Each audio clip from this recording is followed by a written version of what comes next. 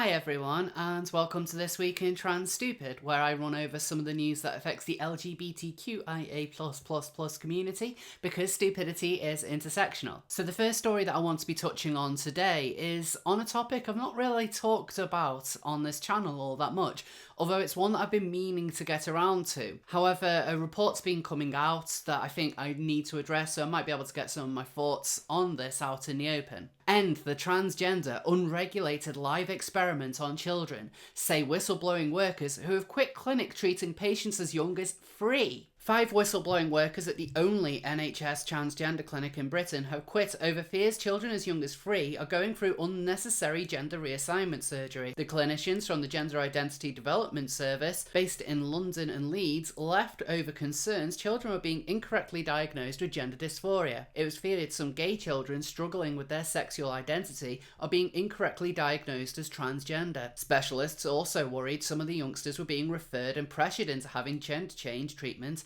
after suffering homophobic bullying. At least 18 staff have reportedly quit the controversial clinic over the past 3 years, citing fears not enough checks are being done to correctly diagnose child patients. One of the 5 whistleblowers even said the only reason many stayed in their post was to prevent more children from having the treatment. Referrals to the recent clinic have risen in recent years, with 94 in 2010 rising to 2,519 by last year, with the youngest patient aged just 3. An Oxford professor said the treatments were unregulated live experiments on children, with some diagnoses not supported by any evidence. So trans children is going to be quite a controversial subject, and probably for all sides. There's going to be trans activists who are saying that these young people, some of which as young as 3, really need to be able to live as whatever gender they identify as. The other side is going to see anything which happens to these kids as, well, child abuse, to be quite honest. My position on children transitioning is fairly in the middle. I do understand that a child, someone who is quite young, could indeed have gender dysphoria, and I say that because of my own personal experience. I know when I was younger, I definitely identified in the way that I do now, and had I been able to have some sort of professional healthcare, I might have been able to address my gender dysphoria at a younger age. The problem with all this, however, isn't so much that they are treating children with gender dysphoria, it's that a lot of these kids might not have gender dysphoria at all, and this is where the controversy really comes in. Having something like gender dysphoria is quite a serious condition. It involves a whole lifetime of medication and a lot of major surgeries, and I've been through quite a few myself. These are not things that should just be taken on because the child identifies as one thing or another. This should involve a lot of scrutiny on the medical professionals' part.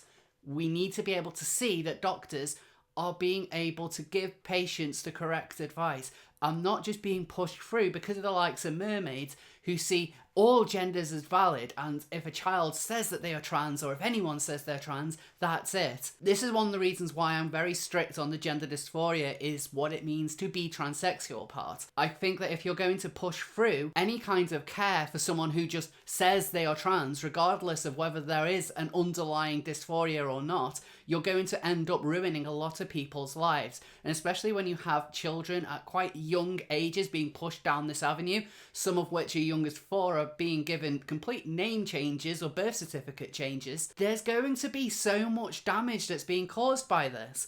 This is a scandal waiting to happen if it isn't already. And to simply say, well, we need to respect everyone's gender doesn't cut it here. It's important to make sure that you get this stuff right, because the consequences of getting it wrong are going to be disastrous. You're going to ruin people's lives. We need to be more strict on what it means to be transsexual. Let's get rid of this stupid umbrella that means anything that falls into it means you might need to have some sort of medical care, whether or not you have the condition. It's ludicrous that I should have to point this out, but the trans movement has gone completely backwards. I get that kids can have gender dysphoria. I was certainly in a position when I was younger that I would have gone down this route. And looking back now, maybe it would have been a success for me, but only if I had the proper care to go through with it. You would need to have multiple specialists looking over you to make sure that this is the right route. how they can just think that all this can be anecdotal, and then you get people basically signing their whole life away to join the trans cult. This is some scary stuff, and I completely understand why a lot of parents would have concerns about this. I find the allegations that this is a form of conversion therapy admittedly a little bit strange, because from my own personal experience back home, there's certainly more prejudice towards me being a transsexual woman than there would have been if I was, say, for example, a gay man. I had a lot of friends tell me, why couldn't you just be gay when I came out? Being trans was a much bigger issue, and it has a much bigger impact on your life as a whole. If you're gay, that's it. It's not really anybody else's business. But when you're trans, it's obvious who you are. And that in itself comes with so many different things that you need to consider in your life going forward. To simply put children through any of this with very little care except for things which are affirming, like what Mermaids does, is absolutely immoral. This is a topic which I do think I'll need to go into a bit more detail on in the future. It's something I have been meaning to touch on. But I hope I've at least been able to put a few of my views out there. In summary, I do think that whilst young people do deal with gender dysphoria, none of this should be rushed. But whilst Mermaids would say that all genders are valid, someone this week found that you can't exactly self-identify as anything you want, and that's Piers Morgan. Piers Morgan sparks fury by identifying as trans slender on Good Morning Britain. Piers Morgan has provoked outrage by saying he identifies as trans slender on Good Morning Britain. The ITV presenter told viewers on Friday, "I'd like to now announce I'm identifying as skinny. In fact, I'm one of the world's first trans slenders. So I will be trans slender.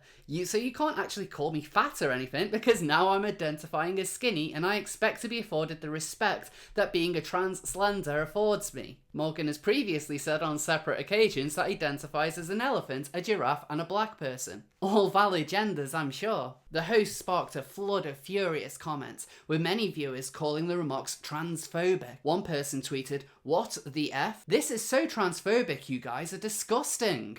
While another said, "Piers is being transphobic here." And somebody else commented, "Piers, I know what, you should identify as a transphobic knob, because that's exactly what you are." I don't actually get the offence here.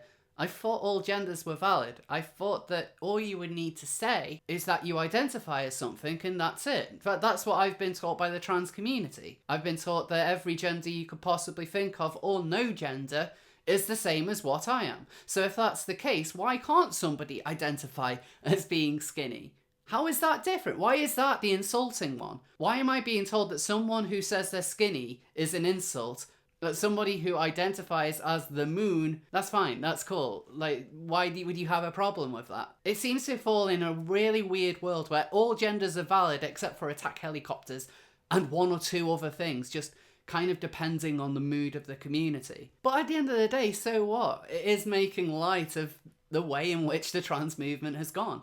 And I think it's really ripe for the ripping. Trans people need to have a little bit more humour about this stuff. If there's one thing which the trans community really wants to get out there when it comes to showing how oppressed we all are, it's misgendering. So on this channel I've discussed misgendering on a number of occasions. It's a story which always seems to pop up, and yet another story on misgendering has hit the news. So let's take a look. Hospital is forced to apologise to a transgender woman who visited a ward dressed as Mrs. Claus after a nurse mistook her for a man and exclaimed "ugh" when corrected. A hospital has been forced to apologise to a transgender woman who visited a ward dressed as Mrs. Claus at Christmas after the nurse mistook her for a man. Chantal Saunders, who is transitioning from male to female, said she was very, very upset by the way she was treated by staff at the Royal Devon and Exeter Hospital. The 34-year-old claims the nurse replied, it's a man," when she wished her Happy Christmas while wearing an Ann Summers Mrs. Claus outfit. Why do we need to know the outfits from Ann Summers? That's a very weird detail.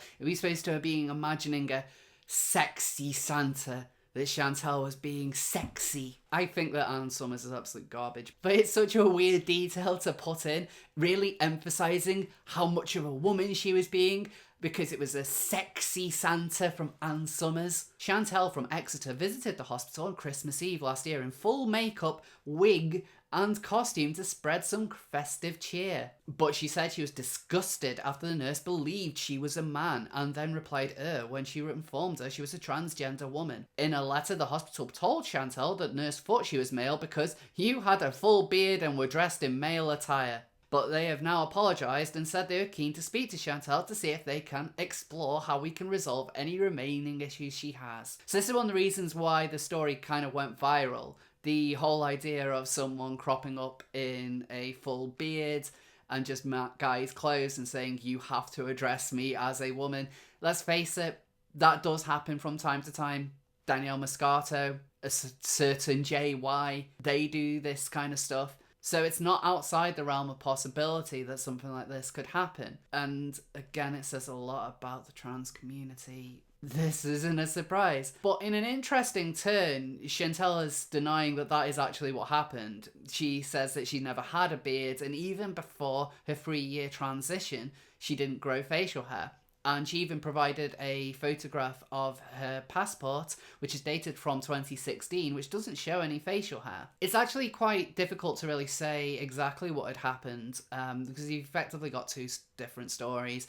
I don't know whether she was in blokey clothes or sexy Ann Summers. Being completely honest, I would say that it's more likely it was the latter because, like, let's face it, both are fairly cringe. We've seen what the community does. Of course, someone's gonna decide to go to hospital in a sexy Santa outfit.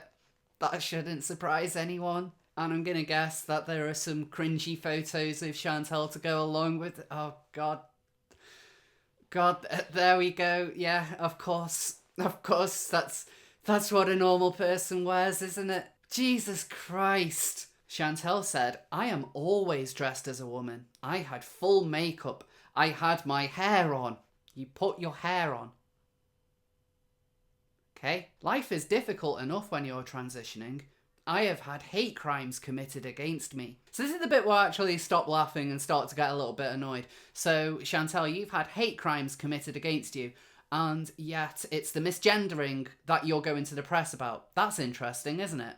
In a week in which we've seen a trans woman in Paris get assaulted by a group of Algerian men just because she's trans, and then we also have an incident where a teenage trans girl got assaulted at school and had to go to hospital. Those are two clear examples of transphobia right there. That's actual violence committed against people because they are trans. And in this week is when you decide to go full public about being misgendered. I'm starting to get sick of these misgendering stories. It happens. It happens to everyone at different points. It's happened to me in the past. And yes, it isn't pleasant, but it is not a hate crime. It is not a huge issue. You take on the feedback that maybe you are not being fully read as female and work on yourself. When you're sitting there in a bra and deciding that is a picture you want to be putting in the newspaper, maybe you got to ask some bloody questions about the way in which you present yourself. Am I supposed to believe that you've had lots of hate crimes put against you? I've no doubt that you've received some sort of harassment in the street. Really, again, it's something a lot of us have dealt with. But this is what you're running with at this time. Yet another person is entitled to being gendered in the right way. With all due respect, you do not come across well in this story. The hospital's version of events is that you rocked up with a full beard. Your version of events is that you wore an outfit from a sex shop to a hospital. And what's with the pout in these pictures? It sucks that you were misgendered. And I am very sorry that they mistook your sexy Santa outfit for bloke's clothes. But this isn't a big problem. And quite frankly, I would like to see less trans women going to the press about how they've been misgendered and how mean it is when they frankly look ridiculous. I'm sorry, I don't mean to be as harsh as I am. I don't want to come across as a bitch, but You look like an idiot. Christ alive. But let's move on to one of my favourite topics in the world, and that's the National Union of Students, because they are going to be holding their national conference from the 9th to the 11th of April. So why am I bringing this up? I mean, I know that I've covered the NUS a lot in the past. Well, this ties into one of my channel's favourite characters, good old Jess Bradley, who is coming into their 9th month of suspension. You see, in January, the NUS announced plans that they were going to defund the trans campaign, which has pretty much died since Bradley was suspended for serious sexual misconduct allegations. The news certainly didn't land well with a lot of trans activists. Whilst they really didn't care about how Bradley had completely ruined their reputation, they did want to have their campaign because it's really important, despite the fact that they didn't do anything for the whole year. The NUS has proposed cutting not just a trans campaign, but a lot of different liberation campaigns as well, because they're in very severe financial hardship at this moment. But naturally, the student activists don't understand that when you run out of other people's money, maybe you can't afford to do everything you want. And so they've been pressuring a lot of the would-be NUS vice president candidates to support their campaign. They're going to be hosting a fundraiser. Rob Noon launched a Just Giving campaign to raise money so they can buy leaflets, stickers and t-shirts to save the NUS Trans campaign, which has actually done better than they expected, to give them a little bit of credit. And other big name trans activists like Lily Madigan have come out in support to make sure the campaign is saved. I find all this weird because despite how important they're making the campaign out to be, as I mentioned earlier, they've not done anything all year. In fact, in January they held trans elections and they still haven't announced the results of it at all. In fact, the NUS LGBT campaign announced their results straight after their conference. The trans one is still hidden all these months later, and their Twitter feed is pretty much dead as well. I'm not really sure what their end game is here. I'm aware that student politics is nothing more than a lot of live action role playing for these kids, but none of them are making an actual argument for what the trans campaign has done that is apparently so good. If it was this great, they would have stepped up when Bradders was suspended. They decided to lock down because they wanted to protect Jess Bradley, and protecting Jess Bradley was more important than the reputation their campaign had. As to whether it will be funded or not, maybe they might have already done the vote by the time this video goes out. But there is always a possibility. I mean, it's a good virtue signal. It will just be hilarious though, because it'll be the NUS pouring more money into things they can't afford. And as for Jess Bradley, we really don't bloody know at this point. We're coming up to the 9-month mark. Babies have been conceived and born in this time period where Bradders has been suspended. I genuinely don't think we'll ever get an answer on it. But things might be interesting in the next few days, and if news does break, you can be sure I'm covering it. So the last thing I wanted to touch on today is not so much a huge news story, but I think we're about to get our next hilarious trans saga, as one of the internet's favourite trans lolcows, Stephanie Hayden, has been up to some more antics. So what has she been doing? Well, she announced that she has obtained a court order compelling Mumsnet to release identification details of their users. Because that's not a scary thing to do, is it, Steph? Remember when you had a problem with people sharing your details and you were getting the police involved? Do you remember? Do you remember when you did that a couple of times? And now it's fine for you to get details of people because you don't like them. That's interesting, isn't it? Isn't it, Steph? Like, that's wow. Well, it's right when you do it. It's right when you do it, but not when anyone else, because they're being mean to you. It doesn't matter whether you're being mean to anyone else by getting mothers carted off in front of their children to go sit in cells for hours. That's fine because you're the one who's doing it. Cool. Nice consistency there. Hayden's got a lot of support from various trans activists about all this, including Amy Challoner. A few days ago, Stephanie Hayden said she was tempted to open a database of all the transgender hostile extremists out there. Yeah, this person is getting more and more scary as time goes on. So this is going to get particularly interesting as Stephanie Hayden appears to have started waging war not just against Mumsnet, but against Caroline Farrow. Farrow is, of course, the Catholic journalist who got in trouble with Mermaids founder Susie Green for words that she said about her trans daughter. And Hayden has decided that enough is enough. So she's setting up her own Legion of Doom to take down Mumsnet and that dastardly Caroline Farrow. I am starting to get fed up with the accusation, smears and absolute fantasy of the self-identified victim, referring to Farrow. I will host a meeting in central London this week of interested parties to examine all options for putting a stop to this nonsense once and for all. Holy hell, Stephanie Hayden is setting up her own super crack squad of trans women, Travengers if you will, to take down those evil TERFs. This is gonna be hilarious. I cannot wait to see what happens. So what are your thoughts on the stories that I've talked about this week? I know that I've missed off a couple of things, but let me know in the comments what you think. Thank you all for watching. Please be sure to like and subscribe. If you fancy supporting me in any way, you can follow me on Twitter. I also have a Patreon and Subscribestar account set up. But once again, thank you all for watching, and I'll see you all next time. And a special thank you to Sarah and the rest of my supporters on Patreon and Subscribestar.